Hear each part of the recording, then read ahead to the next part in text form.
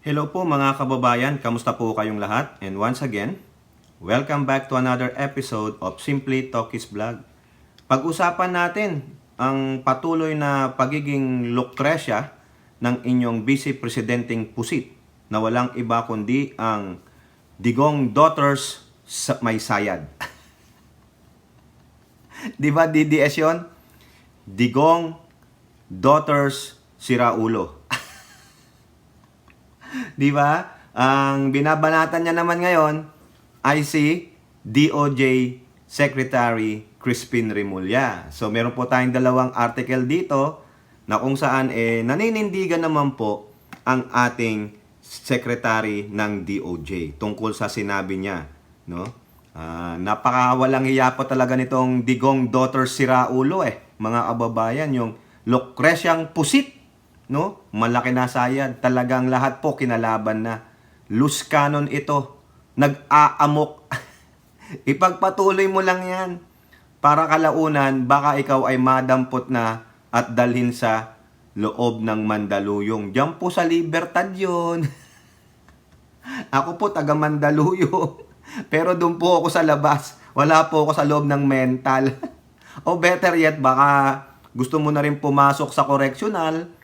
Kasi kung hindi mo kayang ipaliwanag ang iyong mga paglustay ng budget, ng DepEd at OBP, baka mapailan ka ng GRAP tulad ng sinasabi ni Representative Manix Dalipe. Di ba? May GRAP yun. Pag hindi mo maipaliwanag sa Kongreso, sige, okay lang yan. Ang tanong, may immunity ba siya? Sa pagkakaalam ko po, wala siyang immunity, kaya pwede siyang pailan ng GRAP. O sige, wala naman daw mawawala sa kanya. I have nothing to lose. O di, mag-quit ka na lang. Wala ka pala Kaysa naman ma-impeach ka. Remember, quitting is different from impeach. Pag na-impeach, wala nang chance mag-hold ng public office. Unless you will be totally pardoned by the President. Sa palagay nyo, sinong magpapardon sa pusit na yan? Baka ilagay pa yan lagay nyo lang yan dyan sa mental. Ang galing gumawa ng istorya ni Pusit. Sino pang maniniwala sa'yo? Di siya lang, saka yung mga uto-uto niyang mga kapusitan. Di po ba? Bago tayo magpatuloy, tayo po ay magbibigay pugay at pasalamat sa lahat ng ating channel members, followers, subscribers, nagla-like at nagsishare ng ating mga videos, sa mga nagbi-video replay, sa mga nagsishare ng kanilang blessings, sa mga nakakasama natin sa ating video premiere at live stream. At ganun din po, special shout out to all OFWs, men and women in uniform, sa mga frontliners at sa ating mga guro. Eto po, ipagpatuloy na natin ito dito kay Digong Daughters Siraulo. Digong Daughters May Saltik. Digong Daughters tornilyo ay maluwag. Maluwag po yung tornilyo ni Lucrecia. Lucrecia Duterte. Wala po ma'am, nakatakas. Ayun po, nag-aamok Naging vice presidente pa ng bansa, nag-aamok. Ayaw niyang mako-call out siya. Nagpapanting ang kanyang kapekpekan pag nababanggit ang pangalan niya. Di ba nga, see you next Tuesday, bitch. Di ba? Shout out po sa ating friend na Hattori. See you next Tuesday, di ba? Hattori, see you next Tuesday kay Lucrecia. So eto po, unahin natin itong article sa Politico. Agoy sumagot ang Lucreciang Pusit na inyong Vice Presidente. Ang sabi diyan, Sara Duterte, schools, Boying Remulla, talking about corpse desecration is taboo. Bahala na kayong mag-ano ng pronunciation. Taboo or taboo or whatever the pronunciation dan. Hindi daw illegal, no? Talking about desecration of the corpse is taboo or taboo at hindi illegal. Hindi daw illegal. At ini-school niya pa, tinuturuan niya pa si Boying Remulla. Tagira. Ang ira talaga. Sa palagay ninyo, sa pagalingan sa batas, kanino kayo papanig? Kay Attorney Crispin Remulla o kay Attorney Torny Batorni? Kay Lucreciang Pusit?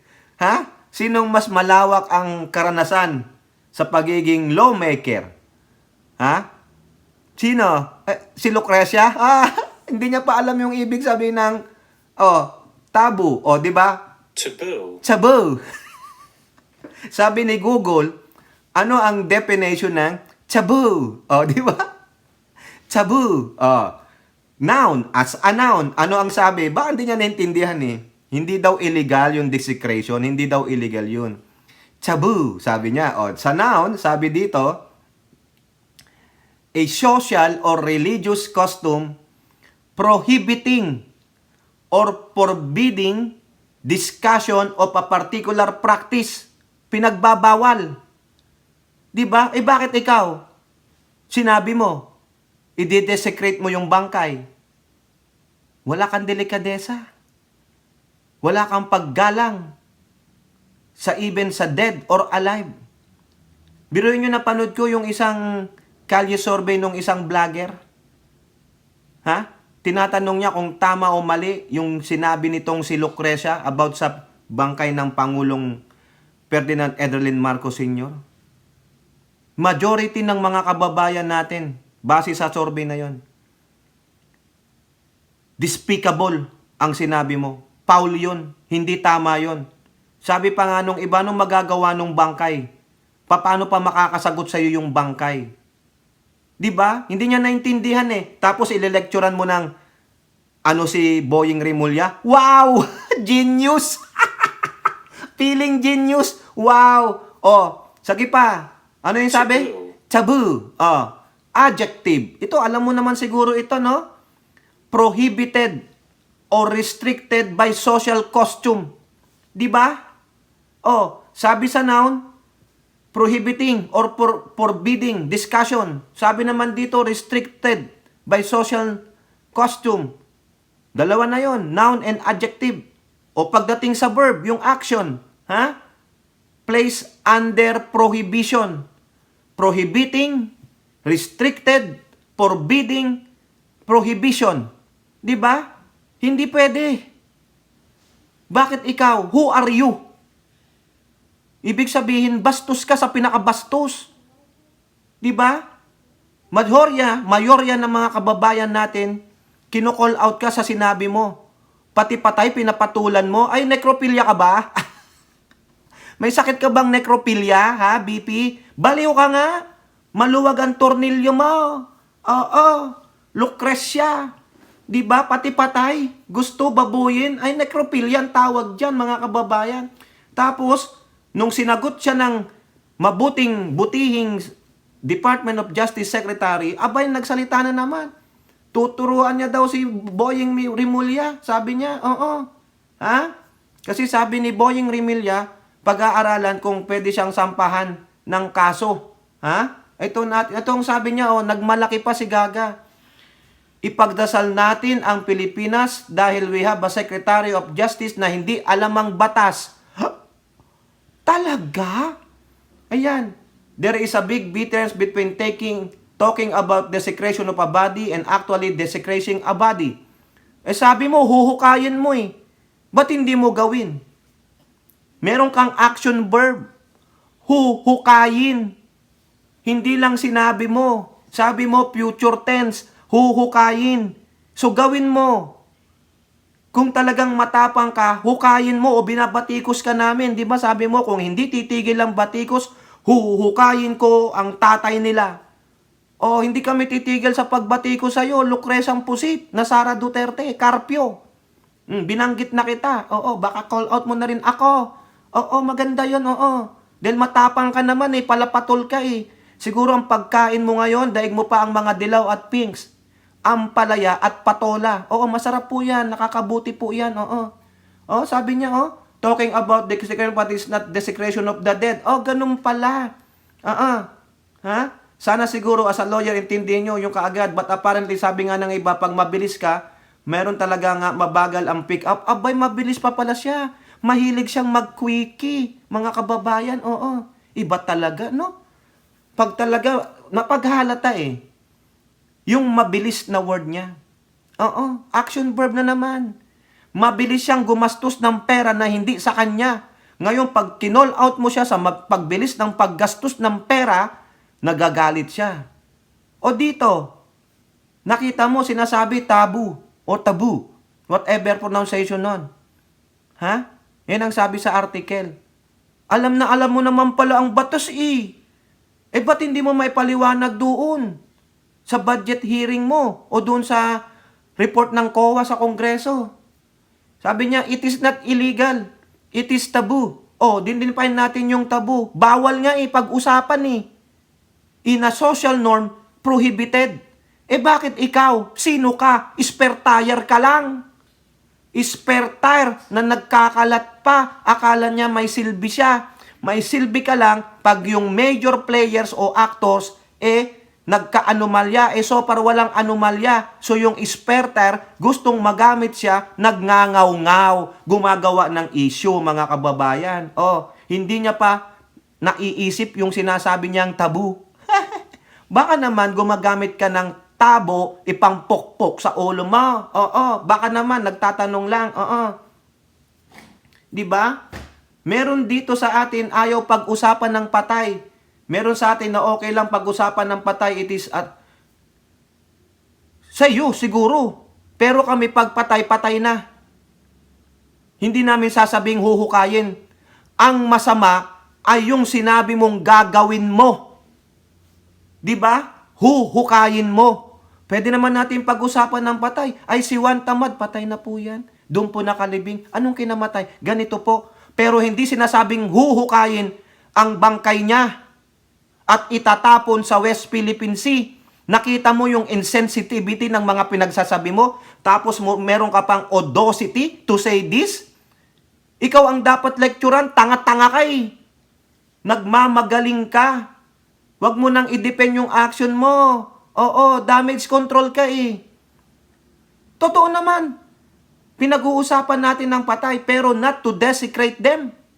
Not to malign them, kasi patay na yung mga yan eh. Hindi mo sabing hukayin mo, itapon mo sa West Philippine Sea, itapon mo sa kanal, usan man. Hindi. Di ba? Mapag-usapan man sila, ganun lang. Okay, anong kinamatay po? Saan po siya nakalibing? Ganun po ba? Okay. Nadadalawan po ba naman ninyo? O ganun, di ba? Pero yung sasabihin mo dun sa kausap mo, ay huhukayin ko, itatapon ko siya sa kanal. Anong gagawin sa'yo nung kausap mong siya ang may namatayan? Anong gagawin sa'yo? Baka kung ano nang pinagagawa sa'yo. O di ba? Sa laula ka eh. Hindi mo alam yung sinasabi mo. Yung pinag-uusapan dito, yung sinabi mo, yung consequences ng sinabi mo. Hindi mo alam yung consequences ng sinabi mo kasi wala kang nararamdaman. Non-empathic ka nga eh. Kasi may sakit ka. Oo, Lucrecia ka. Kaya wag mo kaming gaguhin. Yang damage control mo, hindi po effective sa amin. Sabi niya, sa ibang tao, ayaw pag-usapan. Sa iba, pwede naman. O ibig sabihin, maging sensitive ka. Dapat alam mo kung kailan ka magsasabi ng ganyan. Sinabi mo publicly. Di ba? Anong gusto mong puntuhin? Gusto mong saktan lahat. Ang Marcos loyalists, Marcos supporters at Marcos family. Pero kung sana ganun ang ginawa mo, pinribate mo. Hindi eh. Wala kang sensitivity. Insensitive ka. Diba? Kasi baliw ka eh. O ngayon, ang galing mong magsabi, iiskulan mo si Boying. Pag mabilis ka, yung mabagal, hindi makapick up. Sabi ko na, tama yung sinasabi niya. Naipaliwanag ko na yan. Pag hindi mo naintindihan for the first time, I don't have to explain it to you. O diba? Ang yabang. Oo. Mahirap pala maabot ito. Kaya sabi ko sa inyo, yung mga pakitang tao niya dyan na bumibili siya ng barbecue, wala yon, pang photo ops lang yun. Pero sa totoo lang, nagmumura yan. Putang inang, baho-baho naman dito. Pagpasok sa kotse niya, pahingi na nga ng antay mga ganyan. Diba? Palagay mo, hindi alam ni Boying Rimulya ang batas? Come on, baka ikaw ang hindi mo alam ang batas. Oo. Antayin mo, pag ikaw napailan ng kaso, tingnan natin. Ewan natin kay Boyong Rimulya kasi ito sumagot si Boyong Rimulya. Rimulya stands by statements versus VP Sara on Marcos Sr. exhumation. Yung huhukayin daw at itapon sa West Philippine Sea. Justice Secretary Jesus Crispin Rimulya stood by his statement that President Sara Duterte's comments on the remains of former President Ferdinand E. Marcos Sr. are shocking and disturbing. Rimulya also reiterated that the DOJ is conducting a study on the legal consequences of the statements of the Vice President who said that she would exhume the remains of Marcos Sr. and throw them into the West Philippine Sea. Ang sabi ko nga kahapon, very shocking and disturbing. We are studying nga the possibility. Kung may possibility, di ba? Kung wala, dilusot si Rokleng. Di ba? Pero, tandaan ninyo, we will never forget. At malamang ito, kinocompile na ito ng mga anti-Duterte, ng mga Dilawan, ng mga Pink at mga Marcos loyalists. Of filing cases based on criminal acts. But the most important part about this is probably how shockingly disturbing such statements coming from somebody who has held the position of Secretary of Education. How can you entrust our youth to such a person? Correct! Diba? Tandaan nyo, kung ano ang puno, siya ang bunga. Magulang siya. Ano ang bunga? We will find out.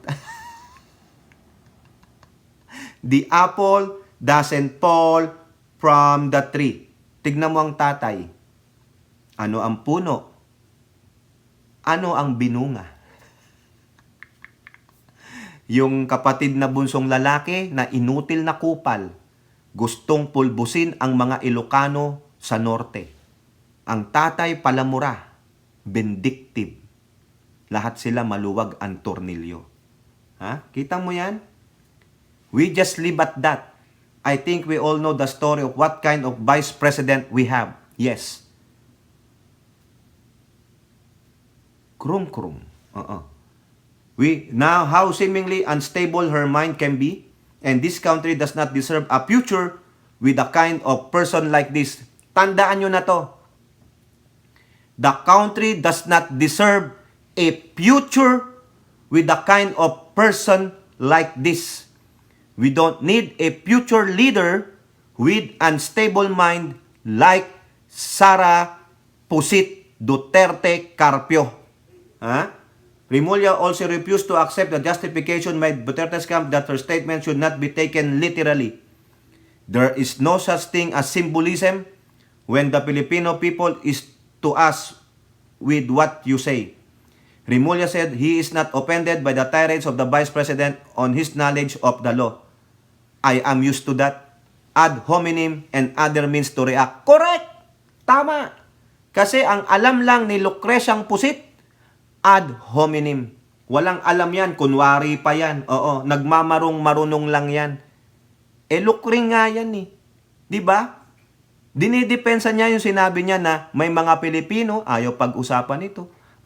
May ibang Pilipino na pinag-uusapan ito. Pinag-uusapan ba nila na huhukayin nila yung bangkay at itapon sa West Philippine Sea? O itapon sa kanal? O itapon sa bundok? Baka sa inyo, sa lahi nyo, ganun kayo. Mga animal kayo Diba?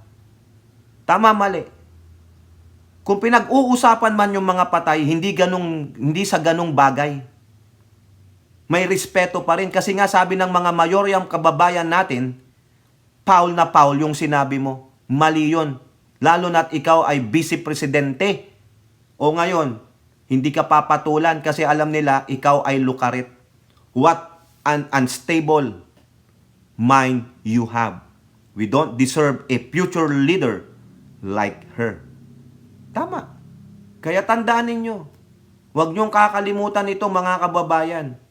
Malamang yan kung may ambisyon yan na maging presidente o sino mang Duterte o sino mang mga kaalyado ng Duterte, huwag nating iluklok. Kasi ang mga yan selfish, vindictive killers of their fellow Filipinos. Ganun po. Kayo po, ano pong inyong masasabi? Comment down below. And don't forget to like and share. Hope to see you on the next videos.